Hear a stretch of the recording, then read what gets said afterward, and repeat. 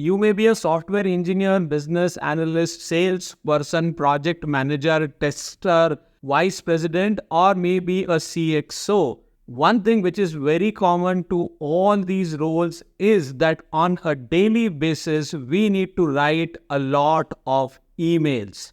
Yes, every single day we need to communicate officially or formally using email as a tool for communication. But unfortunately, a lot of people gain a lot of work experience, but in spite of that, they actually don't know how to write effective emails. So here are 10, actually more than 10 tips which will help you write very, very effective emails. Tip number 1, please use a clear and concise subject line.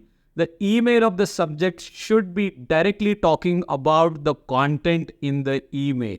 Tip number 2, start with a personalized greeting so that the reader gets hooked and knows that this message is for him or her.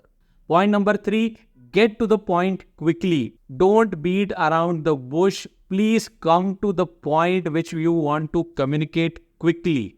Point number 4, use bullet points or numbered list when necessary for the sake of readability. Point number 5, please run a spelling and grammar check.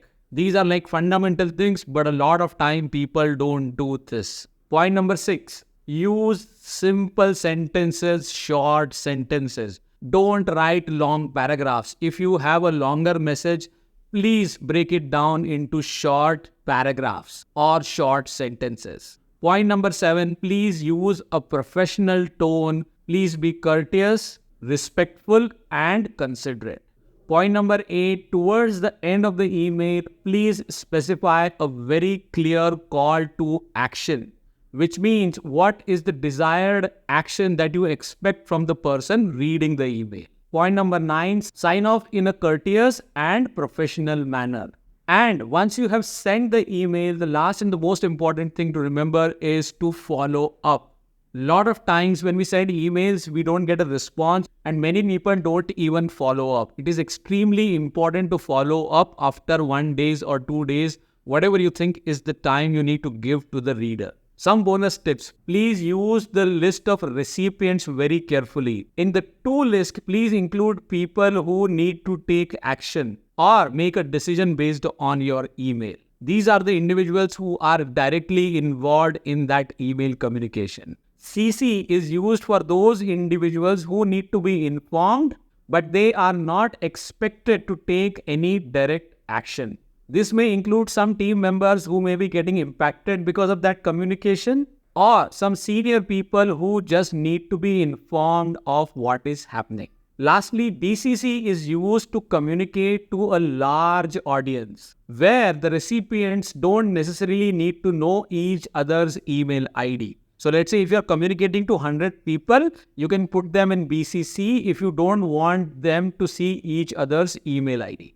And you also don't want people to reply all to all the 100 people.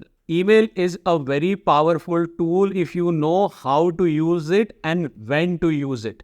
A lot of time people start to fight on emails. You might have seen at your work that people exchange nasty emails with each other, accusing each other or blaming each other. Please avoid doing all these things. As a guideline, if you think a particular conversation on email is going beyond 2 email exchanges and the problem is not getting solved or the other person is not able to understand, then you know that now this particular thing cannot be resolved on an email. You will have to get on a call. Maybe do screen sharing. So it's important to know when to stop using email and use other modes of communication for a particular purpose. Alright, I hope you found this useful. If you did, please share this video in your network. Subscribe to the channel if you are new and don't forget to hit the like button. With that, I'll take your leave and I'll see you in another video soon. Take care and bye for now.